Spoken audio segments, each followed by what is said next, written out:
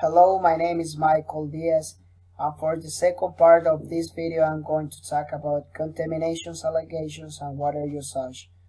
So with the increasing of the portfolio, the boat companies, they were using a lot of water resources, and especially they were using the aqueduct water, and for this reason they has to deal with bans from the people, farmers, and also from the government.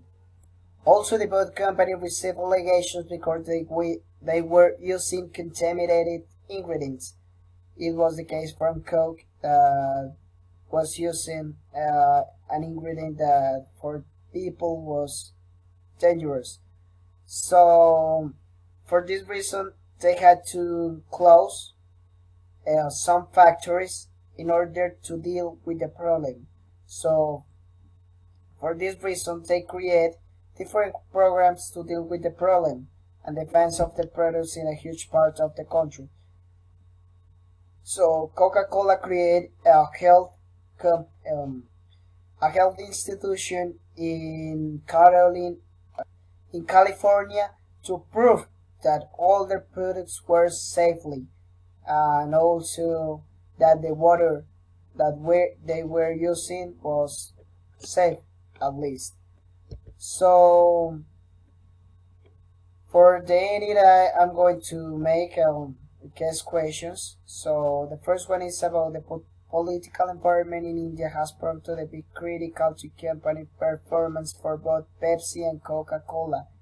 What specific aspects of the political environment have played key roles? So the government played a huge role in the development of the both companies. So government in India violated the copyright of both companies in order to give a permission to job. So this is the case of the both companies. So first of all, with Coca-Cola, when in the 80s the government obligated they to give the receipt of the syrup of Coca-Cola in order to continue with the production of the products. So for this reason they left the country in 1988 because they were not able to give the receipt. And also with Pepsi, they have to change their name, they have to change their product's name, they have to change all the products, and also they have to change the suppliers for the product.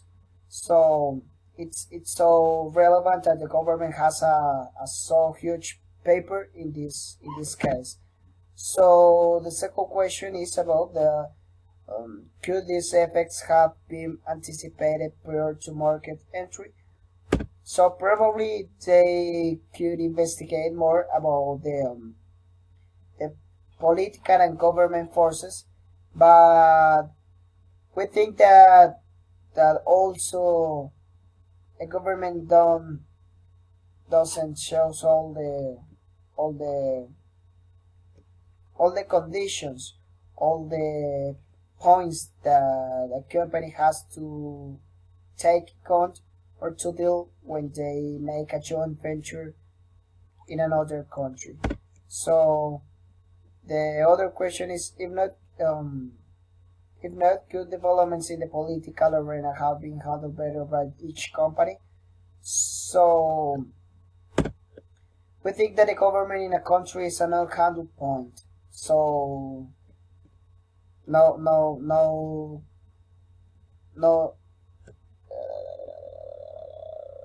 So the government is a point that is not had alone. It's a point that the company hasn't or haven't or doesn't have the option to handle. So we think that for the both companies were so hard to deal with the government, especially with the Indian government. So the next question is about the global localization or globalization. That is a policy that both companies have implemented successfully in the country. So give examples for each company from the case. So first of all, Pepsi promotion these products with the sports like in the USA. So they approached Indian people who were so related with cricket and soccer. So they decide to make advertisements in the matches, and also by the TV promoting sports and workout and all that fit sport likeness. So Coke create an entity of cool. They create a mark. They create a slogan that was promoting the cool idea of drink a Coca-Cola. So they make this with a TV promotion. They use usually a lot of famous people to in order to create the advertisements. So that was the both strategies that the both companies uses in order to approach the market. So it's necessary to mention that the both companies had just a few months or a few days in order to approach the market. So the first one it's a nine night event that was named Navratil. That was an event when they make a different type of advertisement and promotion uh, to appeal their products, to promotion the products. For instance, Pepsi create a publicity to all the people that consume their products that 9 nights were able to go and refill the bottle in order to meet the product. That's the case from Coke, where they create a lot of products to a lot of people to reach all the market. So they were like the both options and strategies that they used. So how come Pepsi and Coke confront the issues of water used in the manufacture of the products? So the water is necessary to create their product. So we identify two options to handle with this problem. So the first one is to buy water from suppliers. So like another companies in the world that make this in order to generate confidence. So they could buy water from the leader of the market by parlay. Could be a good option, or also if they have another supplier, they could be a good option also. So how come they diffuse further boycotts or demonstrations against their products? So the company should implement programs to showcase the process to India and not to the world.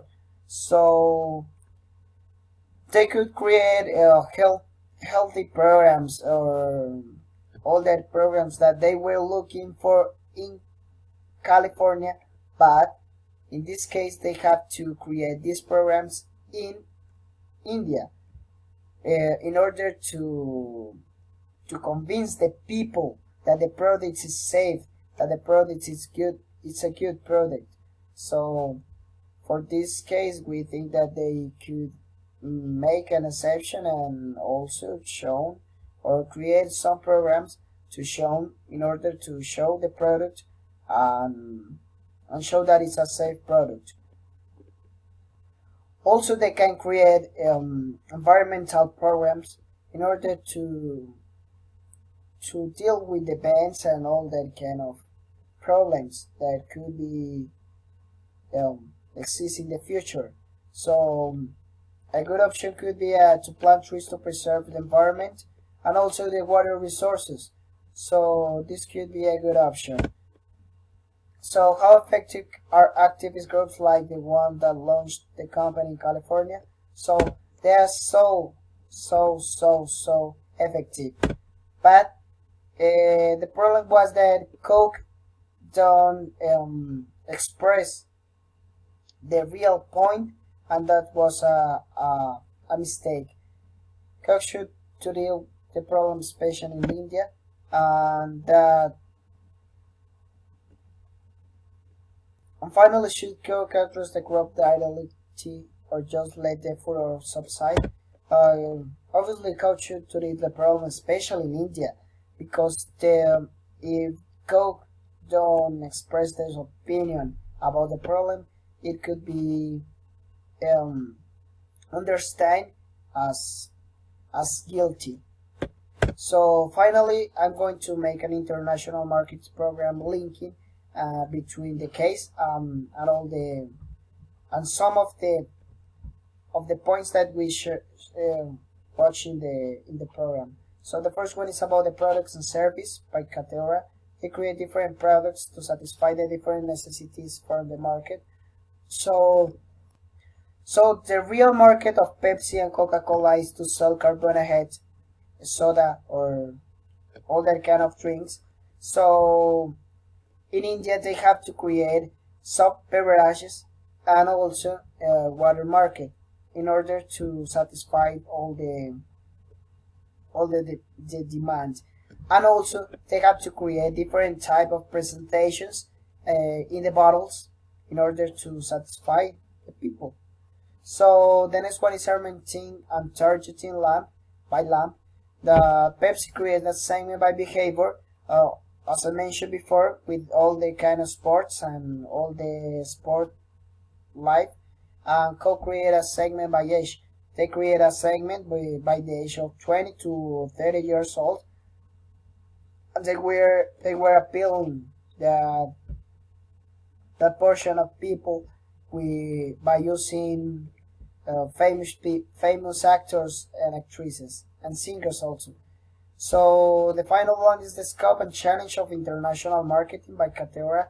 They had to meet the culture and adapt the companies. So they have to change all some of the products. They have to change their names also, like Pepsi. So it's a good idea to meet and recognize that all culture are different ones to ones. So that was all. Thank you for listening and have a nice night.